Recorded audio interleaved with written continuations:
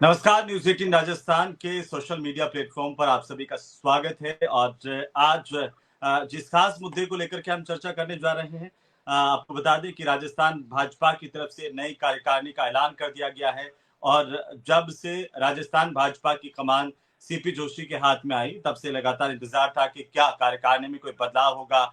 वो सेना जो चुनाव में लड़ेगी बीजेपी के लिए, क्या उसमें कोई परिवर्तन होगा। जो पहले के सेनापति थे सतीश पूनिया, उनके बदलाव के बाद में सीपी जोशी की कार्यकारिणी को लेकर के चर्चाएं थी, जो खत्म हो गई है।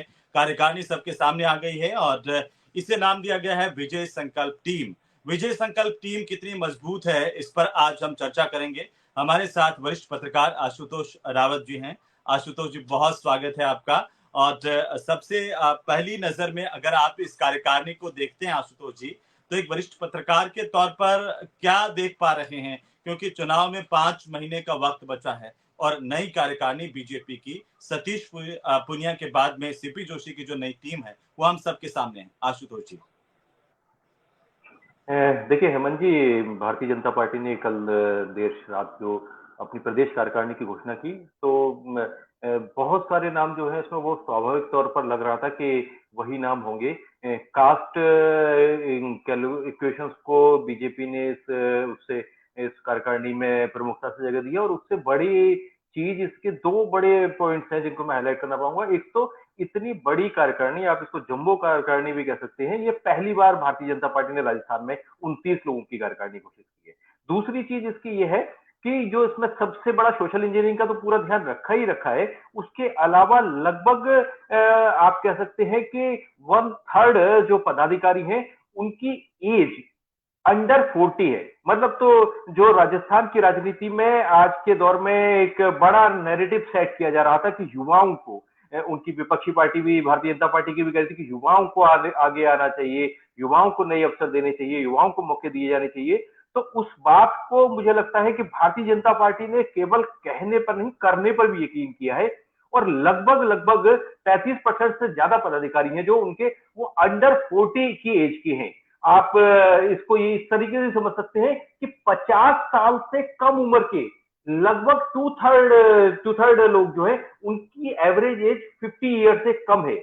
तो शायद जो राजस्थान की राजनीति में दो चीजें जो प्रमुख तौर पर चल रही थी, एक तो युवाओं को मौके मिलने चाहिए, युवाओं को आगे आने देना चाहिए। भारतीय जनता पार्टी की मुख्य विपक्षी पार्टी कांग्रेस और उसके कुछ नेता जो इस मुद्दे को एक बड़ा चुनावी मुद्दा बनाने की कोशिश कर रहे थे, उस मुद्दे को भारतीय जनता पार्टी ने शायद हाईजैक किया है और अपनी जी। कार्यकारिणी में कम से कम विधायकों की टिकट क्या देंगे, मंत्रिमंडल की एवरेज एज क्या होगी, वो तो अभी चुनाव के बाद पता चलेगा। लेकिन कम से कम कार्यकारिणी जो बनाई है, उस कार्यकारिणी में यूथ पर और महिलाओं पर फोकस किया है। जी भाई। देखिए, सवाल बहुत सारे हैं आशुतोष जी आज, लेकिन पहले तो हमारे दर्शक जो हमारे साथ जुड़े हुए हैं उनसे हम थोड़ा सा गुजारिश करेंगे कि आप अगर भारतीय जनता पार्टी की नई टीम को लेकर के राजस्थान में अगर कोई सवाल पूछना चाहते हैं, किसी तरह की जानकारी चाहते हैं या कोई कमेंट आप करना चाहते हैं, तो आप मुझे कमेंट बॉक्स में नीचे लिख सकते हैं। हम कोशिश करेंगे कि उन पर भी फोकस कर सकें। तो अगर आप हमें देख पा रहे हैं, सुन पा रहे हैं, तमाम जो राजस्थान के दर्शक हैं, और वो सबसे पहले तो लाइक करें, शेयर करें इसे ज्यादा से ज्यादा, ताकि ज्यादा से ज्यादा लोग हमारे साथ इस वक्त जुड़ पाए, क्योंकि मैं देख रहा हूँ कि काफी सारे लोग इस वक्त हमारे साथ जुड़े हुए हैं। पत्रकार आशुतोष रावत जी हमारे साथ हैं और उनके साथ आज हम कर रहे हैं पूरा का पूरा विश्लेषण करने की कोशिश करेंगे कि आखिरकार जब चुनाव में इतना कम वक्त बचा है, तो ऐसे में नए सेनापति की जो नई टीम है वो कितनी मजबूत है, कितनी दमदार है। आशुतोष जी, आपने बहुत महत्वपूर्ण बातें कही है, कुछ युवाओं को मौका देने की बात की। कुछ नाम चौंकाते भी हैं, कई नामों का तो पहले से था कि ये होंगे, लेकिन कुछ नाम चौंकाते भी हैं आशुतोष जी। देखिए, नाम चौंकाने वालों में तो ऐसा मुझे कोई खास नाम नहीं लगता है कि जो भारतीय जनता पार्टी के, क्योंकि इस कार्यकारिणी में कोई ऐसा पैराशूटर नाम नहीं है कि जिसको लोग उम्मीद नहीं कर रहे थे और वो नाम हो। हालांकि भजन लाल जी के नाम को आप जरूर कास्ट इक्वेशन के हिसाब से कह सकते हैं। लोगों को लग रहा था कि एक ब्राह्मण आपका प्रदेश अध्यक्ष है, ब्राह्मण ही आपका जनरल सेक्रेटरी ऑर्गेनाइजेशन है, चंद्रशेखर जी। तो ऐसे में शायद भजन लाल जी के नाम को लेकर के थोड़ा सा लोगों को ये था, और वो चुनाव लड़ने में भी इच्छुक थे। इसलिए लोगों को लग जी। रहा था कि जिन लोगों को चुनाव लड़ने देना है भारतीय जनता पार्टी को, उनके नामों को भारतीय जनता पार्टी ने खास तौर पर इस कार्यकारिणी से बाहर रखा है, क्योंकि ऐसा नहीं हो कि अगर वो जीतते हैं, जैसा कि उनको उम्मीद है, अगर वो उनकी उम्मीद पूरी होती है तो कार्यकारिणी को भी कैबिनेट के हिसाब से रिशफल करना पड़े। इस चीज का भी उन्होंने खास तौर पर ध्यान रखा है। आप देखेंगे सांसदों को तो मौका दे रहे हैं, सीपी जोशी जी की इस टीम में जगह विधायक मिली एक भी है, नहीं है, ये आप ठीक कह रहे हैं। लेकिन जी, और विधायकों में अभी के करंट के विधायकों की बात नहीं, जो चुनाव लड़ने के इच्छुक लोग हैं, जिनको लगता है कि शायद पार्टी का सिंबल मिलेगा और वो जीतेंगे, ऐसे लोगों को भी इस कार्यकारिणी से थोड़ा सा दूरी बना करके रखा गया है। शायद सीपी जोशी साहब नहीं चाहते हैं कि नवंबर के परिणाम अगर उनके फेवर में आते हैं तो उनको कार्यकारिणी भी रिशफल करनी पड़े, क्योंकि भारतीय जनता पार्टी शायद एक पद और एक व्यक्ति के सिद्धांत को बड़े स्ट्रिक्टली फॉलो करती है। वहां कांग्रेस जैसा कल्चर नहीं है कि डोटासरा साहब विधायक भी हैं, मंत्री भी हैं और प्रदेश अध्यक्ष भी है। भारतीय जनता पार्टी थोड़ा सा कम से कम जब कैनवास पर अपने आप को दिखाती है तो एक वाइड स्केल पर लेकिन कैनवास पर आशुतोष जी, दिखाती जब है। आप और अब आप ऐसा कह रहे हैं, लेकिन इससे पहले की कार्यकारिणी को मैं देखता हूँ, सतीश पूनिया की टीम को मैं देखता हूँ, तो उसमें विधायक भी शामिल थे। जी जी बिल्कुल, क्योंकि देखिए भारतीय जनता पार्टी में 2 साल का प्रदेश के अध्यक्ष का कार्यकाल होता है, और शायद यही कारण रहा होगा कि सतीश पूनिया साहब जब अध्यक्ष बने थे तो उनको लग रहा था कि उनकी कार्यकारिणी का टेन्योर, हालांकि उनको बीच में ड्रॉप किया गया, लेकिन उनको लग रहा था कि शायद उनकी कार्यकारिणी का कार्यकाल पूरा होगा, उसके बाद विधानसभा चुनाव होंगे। तो इसलिए उस समय में भारतीय जनता पार्टी ने जो विपक्ष में रहते हुए अपनी कार्यकारिणी बनाई, उसमें विधायक कौन है और सांसद कौन है इस बात का ध्यान नहीं रखा। लेकिन शायद अब भारतीय जनता पार्टी थोड़ी आशान्वित है राजस्थान के परिणामों को लेकर के, इसलिए उसने इस चीज का ध्यान रखा है। 3 सांसदों को तो उन्होंने अपनी कार्यकारिणी में जगह दी है, लेकिन विधायक और विधायकों के संभावित विधायकों के को इस कार्यकारिणी सांसदों से को दूर भी रखने की और कोशिश पूर्व की है। सांसदों को भी इसमें जगह दी गई है, लेकिन विधायकों को बिल्कुल पूरी तरह से दूर कर दिया गया है। उस वाले जी फैक्टर पर मैं आऊंगा, मैं चाहता हूं कि हम उस पर बात करें, लेकिन एक दर्शक है हमारे राम कुमार जी, वे हमें कमेंट कर रहे हैं और ये पूछना चाहते हैं आशुतोष जी कि आपके व्यूज के हिसाब से क्या सबसे महत्वपूर्ण बात है तीन, जिसको ध्यान में रख करके ये नई टीम बनाई गई है। देखिए, मैंने 2 चीज़ों पर तो आपको पहले ही ध्यान फ़ोकस किया कि एक तो इसमें यूथ को स्पेशली फ़ोकस किया गया है। जी लगभग 1/3 जो पदाधिकारी हैं, वो अंडर 40 की एज के हैं। ये बहुत बड़ा चेंज है। आप राजस्थान की राजनीति नहीं, अगर देश भर की किसी भी राज्य की राजनीति को देखेंगे, तो ऐसा बहुत कम देखने के लिए मिलता है कि इतना बड़े लेवल पर यूथ को मौका दिया जाए। तो 1/3 लोग अंडर 40 के हैं और 65% से ज्यादा लोग अंडर 50 की एज के। एक्चुअली में तो हम हाँ, भारतीय समाज में अंडर 40 को यूथ तक माना जाता है, लेकिन राजनीति में 50-55 के साल को भी यूथ माना जाता है। तो इस हिसाब से आप कह सकते हैं कि लगभग 65% लोग यूथ है। तो एक तो सबसे बड़ी चीज जो इसमें मुझे लग रही है वो यही है कि यहाँ पर यूथ को इस बार भारतीय जनता पार्टी ने खास तौर पर ध्यान रखा है। दूसरी चीज मुझे जो उसमें लग रही है वो लगभग लगभग जो जितने बेल्ट यहाँ राजस्थान में बोले जाते हैं, चाहे वो उत्तरी राजस्थान हो, दक्षिणी राजस्थान हो, चाहे जाटलैंड की बात करें या आप मेवाड़ की बात करें या आप मारवाड़ की बात करें, तो लगभग लगभग सभी क्षेत्रों को प्रतिनिधित्व दिया गया है इसमें।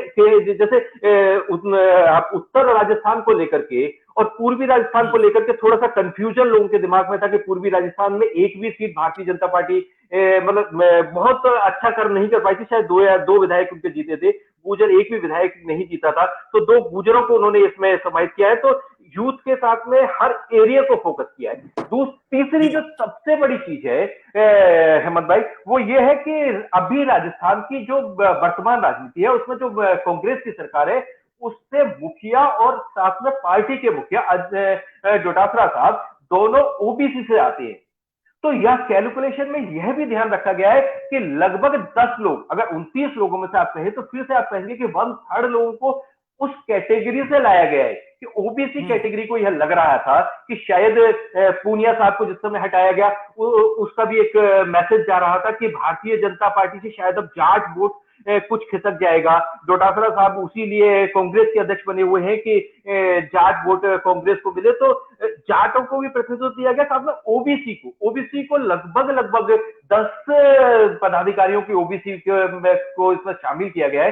एससी को भी शामिल किया गया, एसटी को भी शामिल किया गया, लेकिन ओबीसी को मुझे लगता है खासतौर पर ध्यान दिया है। और साथ में आप देखेंगे कि जिस मुख्यमंत्री जिस समाज से आते हैं उस समाज का भी एक प्रतिनिधित्व उन्होंने प्रदेश कार्यकारिणी में लिया है। तो यह भारतीय जनता पार्टी ने 3 महीने का समय जरूर लगाया है सीपी जोशी साहब की कार्यकारिणी के घोषणा में, लेकिन यह बहुत बैलेंस कार्यकारिणी भारतीय जनता पार्टी ने बनाई है। उनके हिसाब से मैं कह सकता हूं कि वो जो बेस्ट लीडरशिप उनके पास थी, जिस तरह के ऑप्शंस उनके पास थे, जो लीडरशिप जी। उनके पास है, उसके अकॉर्डिंग बहुत सही लोगों का सिलेक्शन उन्होंने किया है, जिससे कि किसी क्षेत्र के लोगों में कोई आक्रोश नहीं पनपे पे, तो किसी क्या कास्ट के लोगों में कोई आप आक्रोश नहीं क्षेत्र पनपे। की बात करें, क्या क्षेत्र के साथ साथ कास्ट कॉम्बिनेशन का भी ख्याल रखा गया? सोशल इंजीनियरिंग जो पॉलिटिक्स की भाषा में कहा जाता है, क्या उसका भी खास ध्यान रखा गया है इसमें?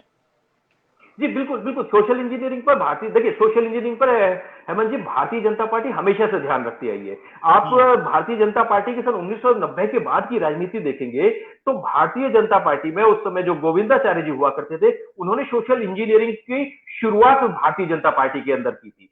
वो हम्म। सबसे पहले भाजपा के नेता थे जिन्होंने कहा था कि सोशल इंजीनियरिंग करेंगे आप, तभी लंबे समय तक राजनीति में टिक पाएंगे। तो सन 1990 के दौर से Bharatiya Janata party social engineering में बहुत परफेक्टली काम करती आई है। और इस हम्म। कार्यकारिणी को भी जब आप देखेंगे, तो लगभग 10 चेहरे आपको, मैं जैसा कि मैंने पहले ही बताया कि 10 चेहरे ओबीसी से आते हैं। इसके अलावा इसमें एससी, एसटी और जनरल कास्ट के लोगों को भी, ऐसा नहीं है कि जनरल कास्ट के लोगों को आपके प्रदेश अध्यक्ष ब्राह्मण है और आपके संगठन महामंत्री ब्राह्मण है, तो ऐसा नहीं है कि उसके बाद में जनरल कास्ट को छोड़ने की कोशिश की गई हो कि आपने 2 प्रमुख पद अगर जनरल कास्ट को दे दिए हैं तो।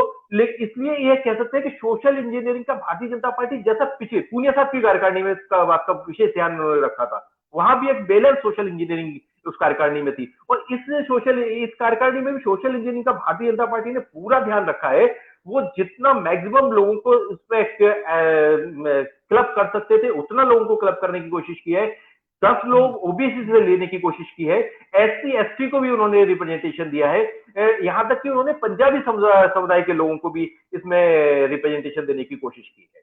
तो मतलब सोशल इंजीनियरिंग में मुझे नहीं लगता कि भारतीय जनता पार्टी से कहीं कोई चूक हुई है। बस इसका चूक, अगर आप इसको चूक कहें या फिर चूक उनकी दृष्टि से तो नहीं है, लेकिन पहली बार इतनी जम्बो कार्यकारिणी राजस्थान में मिली है। अभी तक 25, पूनिया साहब की कार्यकारिणी को भी बड़ा कार्यकारिणी कहा जाता था, लेकिन 29 जी। लोगों की कार्यकारिणी इस बार भारतीय जनता पार्टी दी है। और शायद इसीलिए कि सारे क्षेत्र और कास्ट और यूथ और विमेंस को साधने के लिए उन्होंने कोशिश किया। और इसलिए इसका एक बस नेगेटिव मुझे जो लग रहा है कि इतनी बड़ी कार्यकारिणी की शायद जरूरत नहीं थी, लेकिन चुनावी समय है। कांग्रेस तो बात कर रही है कि 4 कार्यकारी अध्यक्ष बनाएंगे, तो ऐसे में कम से कम भारतीय जी। जनता पार्टी ने 4 अध्यक्ष तो नहीं, अध्यक्ष लेकिन तो एक ही दिया है, आशुतोष जी, लेकिन कार्यकारिणी थोड़ी बड़ी बनाई। देखिए राजनीति में जब भी संगठन की तरफ से कोई कार्यकारिणी या नए सदस्य या कोई नए पदाधिकारी बनाए जाते हैं, तो सबसे पहला सवाल तो ये होता है कि भाई इसमें किसकी चली है ना? तो आप क्या मानते हैं कि क्या कोई छाप किसी व्यक्ति विशेष की इस कार्यकारिणी पर नजर आती है कि जिसकी चली हो? आप भजन लाल जी का जिक्र कर रहे थे। भजन लाल जी एक ऐसे मात्र शख्सियत है इस कार्यकारिणी में जो 4 अध्यक्षों की कार्यकारिणी में लगातार रहे हैं। बाकी आपको क्या लगता है इसके अलावा? देखिए, कार्यकारिणी को अगर आप हेमंत भाई अच्छे से देखेंगे और राजस्थान की राजनीति देखेंगे, तो इस कार्यकारिणी में सीपी जोशी साहब का और साथ में भारतीय जनता पार्टी के जो प्रदेश संगठन महामंत्री हैं चंद्रशेखर जी की छाप क्लियरली दिखती है कि ये आप सही कह रहे हैं। जी। इन दोनों लोगों का ही, क्योंकि अगर अगर इस कार्यकारिणी में वसुंधरा जी का भी कुछ रिप्रेजेंटेशन होता, तो शायद दिया कुमारी जी को प्रमोशन नहीं मिलता, है ना। तो मुझे हुँ। लगता है कि यह कार्यकारिणी में जो अभी तक देखने पर लग रहा है, उसमें सीपी लेकिन जोशी कुछ साहब पुराने और, नाम हैं जो वसुंधरा राजे के वक़्त में उभरे और वो इस कार्यकारिणी में दिखते हैं।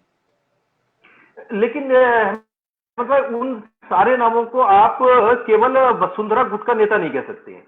जैसे हाँ। सरदार अजय पाल सिंह जी का नाम है, टी आर चौधरी साहब का हुँ। नाम है, मुकेश दाधी जी का नाम है, तो ये लोग जी। पिछली कार्यकारिणियों में रहे हैं, एक और लेकिन नाम है, मैं इनको आपका ध्यान आकर्षित करना चाहूँगा आशुतोष जी, प्रियंका मेघवाल बालान। जी अनूपगढ़ जी से आती जी हैं और मुझे जी याद है जब परिवर्तन यात्रा को लेकर के श्री गंगानगर की तरफ वसुंधरा राजे की सभा हो रही थी, तब पहली बार ये चर्चा में आई थी और अरोड़ा वोट बैंक वहां पर काफी आपको तो ध्यान नहीं होगा। तो इस लिहाज जी से एक नाम चर्चाओं में चला था कि टिकट मिल सकती है प्रियंका बालान को अरोड़ा वोटों की वजह से, कॉम्बिनेशन की वजह से, मेघवाल और अरोड़ा जाति के, उन्होंने अरोड़ा जाति में शादी की इस लिहाज से। तो उस वक्त वो नहीं बन पाया, लेकिन बड़ा चर्चाओं में नाम था। वसुंधरा राजे के साथ में मंच पर वे नजर आई थी। तो उसके बाद से अभी हमने देखा कि उनका नाम इस कार्यकारिणी में है।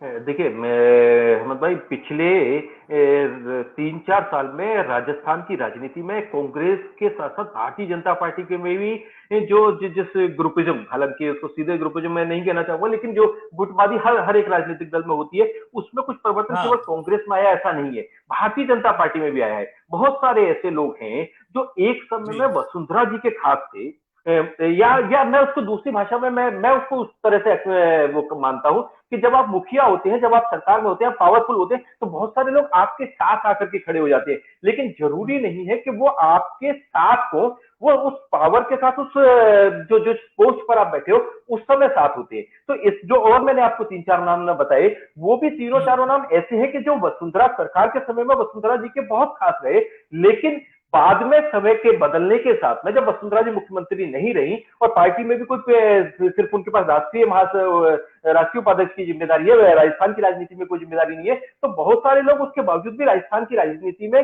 भारतीय जनता पार्टी की तरफ से सर्वाइव कर रहे हैं। तो उनको आप प्रियंका जी के नाम को अगर एक छोड़ दें, तो बाकी जो तीनों चारों जो नाम पिछले 2-3 कार्यकारिणियों में से, 4 कार्यकारिणियों में से, उनको आप किसी ग्रुप का नहीं मानेंगे। आप उनको, जो अगर भाजपा की इंटरनल पॉलिटिक्स को जानेंगे, तो मानेंगे कि ये सारे नाम राष्ट्रीय स्वयंसेवक संघ से निकले हुए लोगों के हैं, जो आरएसएस के जो कैडर वोटर और नेता की वो भारतीय जनता पार्टी बात करती है। तो ये उस तरह के नाम है जो पार्टी के लिए लॉयल है, जो भी लीडरशिप आती है, जिस तरह की भी। राजेंद्र राठौड़ जी का नाम अगर आप ध्यान हो तो, वसुंधरा जी जब जिस समय मुख्यमंत्री थी, तो उनको बहुत खास माना जाता था, राइट हैंड माना जाता था, लेकिन हाँ, मैं जिक्र करने राजस्थान, वाला था इस बात का। जी लेकिन उसके जी बाद उनको नेता प्रतिपक्ष बनाया गया। तो व्यक्ति हम्म। की राजनीतिक प्रतिबद्धताएं पार्टी के लिए होना, मैं भी मानता हूं कि अगर आप पार्टी और के अंदर है तो आशुतोष जी, आपकी अभी आपको ध्यान प्रतिबद्धताएं। होगा कि 2 दिन पहले की 2-3 दिन पहले की सभा का एक वीडियो बड़ा चर्चाओं में है, और उसमें शायद राजेंद्र राठौड़ ही मंच का संचालन कर रहे थे, और वहां पर वसुंधरा जी को उन्होंने बाद में बुलाया, मतलब गृह मंत्री के हस्तक्षेप के बाद में, बड़ा चर्चाओं में है। तो ये तो सबके जहन में आता ही है कि देखिए, राजनीति में कौन कब किसका दुश्मन है, कब कब किससे दूर है, ये वक्त के साथ ही तय होता है। ना तो कोई कहते हैं कि स्थायी दुश्मन होता है, ना कोई स्थायी दोस्त होता है। ये बात तो ठीक है, लेकिन बिल्कुल मेरा बिल्कुल सवाल ये बिल्कुल। है, जी, मेरा सवाल ये है आशुतोष जी, कि क्या कोई नाम ऐसा है जो आप सोच कर चल रहे थे कि हाँ भाई आएगा ये नाम? तो भजन लाल जी को छोड़ दीजिए, भजन लाल जी तो पिछले 4 प्रदेश अध्यक्षों की हर कार्यकारिणी में शामिल होते रहे, तो उनका अपना ये कहा जा रहा है, अभी चर्चाएं हैं इस बात को, कि भजन लाल जी के पास ऐसी कौन सी बूटी है कि हर कार्यकारिणी में हर प्रदेश अध्यक्ष के साथ उनकी टोनिंग बैठ जाती है, या फिर वे शामिल किए जाते रहे हैं। लेकिन क्या कोई ऐसा नाम है जो आपको लगता है कि होना चाहिए था, आप अपेक्षा कर रहे थे एक पत्रकार के तौर पर, कि जब भी बीजेपी की विजय संकल्प टीम का ऐलान होगा, तो विजय संकल्प में वो नाम होना चाहिए था, कैडर के हिसाब से मान लीजिए, कार्यकर्ता के हिसाब से मान लीजिए, या अपने आप के एक राजनीतिक कौशल के हिसाब से मान लीजिए, वो नाम नहीं है, ऐसा कुछ है? देखिए, 1-2 नाम में है ऐसे भी जिनको, अगर कैडर की आप बात करते हैं, तो शायद उन नामों को इस कार्यकारिणी में होना चाहिए। तो जिनमें से एक नाम है लक्ष्मीकांत भारद्वाज, यूथ नेता हम्म, हैं, विद्यार्थी परिषद के सक्रिय नेता रहे हैं। लेकिन जी लक्ष्मीकांत जी का नाम मुझे लगता है कि इसलिए शायद हटाया गया कि वो पूनिया जी के साथ में कुछ, जैसा कि भाजपा की राजनीति कहती है कि आप व्यक्ति के साथ जुड़िए, लेकिन संगठन पहली और अंतिम प्राथमिकता आपकी रहे। शायद हम्म, लक्ष्मीकांत जी का नाम, मुझे लगता है कि अगर इतने यूथों को मौका दिया है, अपने नौजवानों को आगे किया है, तो लक्ष्मीकांत जी का हम्म, नाम इसमें एक होना चाहिए था। कैडर नेता आप उनको कह सकते हैं, आरएसएस बैकग्राउंड से आते हैं, लेकिन उसके बावजूद शायद उनको खामियाजा भुगतना पड़ा कि वो सतीश पूनिया जी के साथ चले गए, इसलिए उनको शायद कार्यकारिणी में जगह नहीं मिली, या हो सकता है उनको चुनाव लड़ने के लिए। मदन सिंह दिलावर जी का भी नाम आप इसमें जिक्र कर सकते हैं कि कार्यकारिणी के हिसाब से संगठन के लिए मदन जी काफी एक्टिव रह नहीं, करके। मदन दिलावर तो आपने इस बात को, और हम लोगों ने पहले ही डिस्कस किया कि देखिए, ये बीजेपी ने इस बार एक बनाया, नियम बनाया, स्वतः अनुशासन संघ की भाषा में कहते हैं जिसे, ये बनाया होगा कि कम से कम जो विधायक हैं उनको हम इससे दूर रखें, जिससे विधायक अगर चुनावी समय में अपने विधानसभा क्षेत्र में बिजी होंगे, तो उसका प्रदेश की बॉडी पर कोई असर नहीं पड़े, प्रदेश के कामकाज पर कोई असर नहीं पड़े। मुझे जी, लगता है कि संभवतः ऐसा सोचा होगा। बिल्कुल बिल्कुल।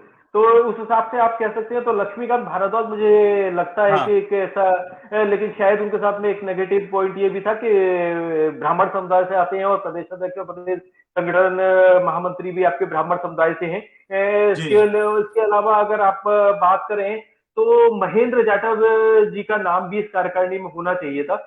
एक जी अच्छे एससी एससी वर्ग के नेता है, पार्टी में एक्टिव रहते हैं, गुटबंदी और खेमेबंदी में भी उनका नाम नहीं लिया जाता है कि महेंद्र जी किसी गुटबंदी या उसमें शामिल है। तो हम्म, अ, एक दो नाम ऐसे हैं। बाकी भारतीय जनता पार्टी के हिसाब से जो उन्होंने सोशल इंजीनियरिंग और जो तमाम फॉर्मूले अपनाए, उस हिसाब से मुझे लगता है कि कार्यकारिणी एक बैलेंस कार्यकारिणी बनाने की सीपी जोशी साहब ने कोशिश की है और उसमें वो लगभग लगभग और सफल भी मुझे हो गए। लगता है अगर अशोक जी कि विधायकों की आप बात कर रहे थे कि अगर विधायकों को शामिल किया जाता तो मदन दिलावर को भी शामिल किया जा सकता था, चंद्रकांता मेघवाल को भी एक महिला और अच्छी वक्ता होने के नाते शामिल किया जा सकता था, और भी 2 4 5 ऐसे नाम हो सकते थे जिनको लेकर, लेकिन देखिए पार्टी का अंदरूनी अपना एक फैसला होता है और एक अपना एक नियम होता है कि पार्टी ने ये तय किया कि विधायकों को हम इससे बाहर रखेंगे, वो अलग बात है। लेकिन इसके इतर एक सवाल और उठ रहा है, वो सवाल ये है कि जब आप सोशल इंजीनियरिंग की बात करते हैं तो कास्ट फैक्टर को ध्यान में रखते हैं, लेकिन धर्म फैक्टर को आप पूरी तरह से एक उस पर लाइन लेकर के चलते हैं जैसा दूसरे राज्यों में हुआ। क्या मैं सीधा सीधा ही आपसे पूछना हूँ, क्या मुस्लिम कैंडिडेट्स को लेकर के, मुस्लिम धर्म को लेकर के वही लाइन बीजेपी की राजस्थान में भी इस कार्यकारिणी से दिखाई दे रही है? बिल्कुल, बिल्कुल। एक भी मुस्लिम चेहरा इस कार्यकारिणी में नहीं है।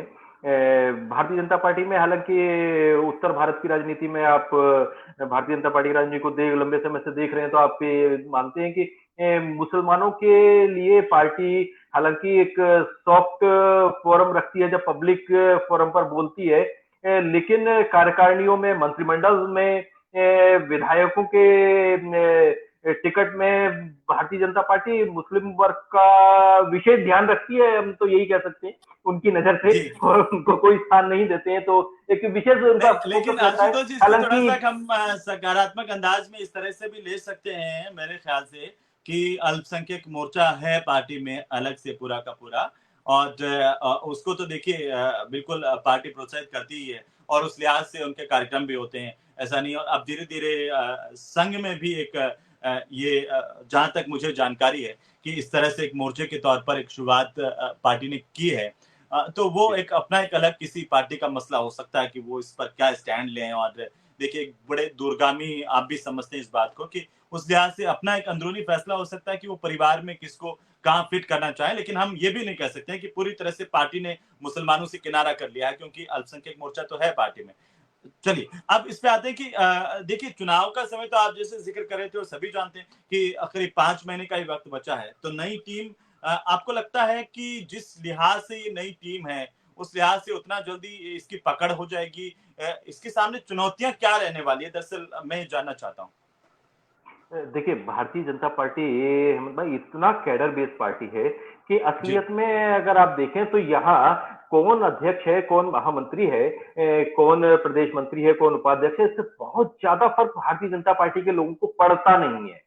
हम्म भारतीय जनता पार्टी इतना कम से कम आप कह सकते हैं कि अनुशासित है कि उनके यहाँ किसी भी व्यक्ति को अगर कुछ बनाया जाता है और अगर किसी के मन में कुछ कुंठा भी रहती है कि मुझे यह जिम्मेदारी नहीं दी गई, मुझे यह पद नहीं दिया गया, तो उनके यहाँ पब्लिक फोरम पर आकर के लड़ने की व्यवस्थाएं हमको बहुत कम, रेयरली देखने को मिलती है। मुझे हालांकि ऐसा कोई आसपास का राजस्थान की राजनीति का कोई ऐसा एग्जाम्पल भी सामने नहीं आता है कि यहाँ आकर के लोगों ने कहा कि मुझे कार्यकारिणी में स्थान नहीं मिला है, मुझे टिकट नहीं मिला है। तो राजस्थान, वो तो भारतीय जनता पार्टी में इस तरह की परपार्टी नहीं है। इसको देखते हुए मुझे लगता है कि एक कार्यकारिणी एक फेस होती है, बहुत स्वाभाविक सी बात है कि अध्यक्ष कौन होगा, महामंत्री कौन है, प्रदेश मंत्री कौन है, उनकी एक अपनी जीतने की जिम्मेदारी, आप उनको कह सकते हैं कि जिताने की उनको पार्टी को जिम्मेदारी रहती है। लेकिन भारतीय जनता पार्टी उसके अलावा, मुझे लगता है, जैसा मैं पिछले लगभग 20-25 साल से भारतीय जनता पार्टी को करीब से देख रहा हूं, उनके यहाँ मोदी जी के नाम पर अब से चुनाव लड़ा जा रहा है, और उससे पहले अटल बिहारी वाजपेयी जी के नाम पर, आडवाणी जी के नाम पर चुनाव लड़ा जाता था। उनके यहाँ कौन चेहरा है, कौन कार्यकारिणी में है, ये उस व्यक्ति को तो पर्सनल मोटिवेशन काम करने के लिए मिलता है जिसको आप जिम्मेदारी देते हो, लेकिन बाकी मुझे बहुत ज्यादा भारतीय जनता पार्टी के अंदर ऐसा नहीं लगता है कि इनकी कार्यकारिणी की वजह से ये जीतेंगे या हारेंगे। भारतीय जनता पार्टी अपने कैडर की वजह से मुझे लगता है कि इलेक्शन जीतती है। उनका जो पन्ना प्रमुख वाला जो मॉडल है, जिसको वो लगभग नरेंद्र मोदी जी ने 2004 में गुजरात से शुरू किया था, और 2014 के लोकसभा चुनाव से उन्होंने पूरे देश भर में लागू किया, और 2014 के बाद भारतीय जनता पार्टी एकदम से जो सिनेरियो चेंज कर दिया उन्होंने इलेक्शन को जीतने का, इलेक्शन माइक्रो मैनेजमेंट की जिसको बात करते हैं। उससे पहले सिर्फ वो सोशल इंजीनियरिंग की बातें किया करते थे कि हम सोशल इंजीनियरिंग की बदौलत चुनाव जीतेंगे, लेकिन उनको समझ में आया कि सोशल इंजीनियरिंग के अलावा अब माइक्रो बूथ मैनेजमेंट की जरूरत है। तो वो माइक्रो बूथ मैनेजमेंट जो उनको पन्ना प्रमुख के जरिए कर रहे हैं, वो उनके लिए मुझे लगता है कि ज्यादा स्ट्रांग उनका पॉइंट है। कार्यकारिणी में कौन लोग हैं कौन नहीं है, उससे ज्यादा ये मेरा व्यक्तिगत मत है। पार्टी में उनके नेताओं की क्या सोच है और क्या नहीं है, वो एक अलग विषय हो सकता है। जी। आपने वैसे बहुत सारी अच्छी बातें कही है, और आपने जब ज़िक्र किया था अटल बिहारी वाजपेयी का, मुझे याद आ रहा था वो नारा जो उस वक़्त चुनाव में गूंजा करता था, अटल आडवाणी कमल निशान, माँग रहा है हिंदुस्तान। और उसके बाद जब नरेंद्र मोदी का दौर आया। लेकिन मैं आपसे आशुतोष जी ये जानना चाहता हूँ कि आपने बहुत लंबे समय से भारतीय जनता पार्टी को देखा है। क्या राजस्थान में ख़ास तौर पर सतीश पूनिया की टीम से लगा कर के और सीपी जोशी की टीम, हालाँकि ज़्यादा वक़्त नहीं है, लेकिन क्या कोई बदलाव नज़र आता है आपको? देखिए, भारतीय जनता पार्टी, अगर आप पिछले पूनिया जी के कार्यकाल के समय से अगर आप इसको थोड़ा सा वो करें, उससे पहले के दौर पर आप नहीं आए। पूनिया साहब के कार्यकाल के समय में एक भारतीय जनता पार्टी के अंदर कुछ जो एक ग्रुप, देखिए हमेशा हर एक राजनीतिक दल में ग्रुप होते हैं, इसको शायद वो पब्लिक प्लेटफॉर्म पर स्वीकार करें या नहीं करें, लेकिन होते हैं। भारतीय जनता पार्टी के अंदर भी एक वसुंधरा गुट है और एक जो उनके दूसरे लोग हैं उनका गुट है। पूनिया साहब ने जो कार्यकारिणी बनाई या कार्यकारिणी बनाने के बाद जिस तरह से काम किए, उससे लग रहा था कि वो शायद वसुंधरा जी को जानबूझ करके थोड़ा साइड लाइन करने की, हालांकि उन्होंने पब्लिक प्लेटफॉर्म पर कभी इस चीज को स्वीकार नहीं किया। वो उन्होंने हमेशा कहा कि वसुंधरा जी हमारी पूर्व मुख्यमंत्री, हमारी नेता है, लेकिन कहीं कहीं कई बार लगता था कि वो शायद वसुंधरा जी को थोड़ा साइड लाइन करने की कोशिश कर रहे हैं। तो जो ये परिवर्तन पूनिया साहब के समय में आया था, लेकिन सीपी जोशी साहब को इसका फायदा मिलेगा अगर वो वसुंधरा जी को साइड लाइन करने की कोशिश करते हैं। तो भी वो मैं इसलिए कह रहा हूं कि सतीश पूनिया जी ने जो बड़ी लाइन वसुंधरा जी के सामने खींची थी कि आपको इसको क्रॉस करके पार्टी के साथ में आना पड़ेगा, वो लाइन सीपी जोशी साहब छोटी करेंगे ही करेंगे। तो राजस्थान में जो कॉमन मैन की फीलिंग है वो पार्टी के साथ में तो है ही, मोदी जी के साथ में तो तो है, ये लेकिन क्या इसी का राजस्थान। नतीजा माना जाए आशुतोष जी कि आप कह रहे हैं कि वो लाइन छोटी करेंगे? आज कोटा में कई पदाधिकारी भारतीय जनता पार्टी के सांसद, जनप्रतिनिधि शामिल हुए हैं।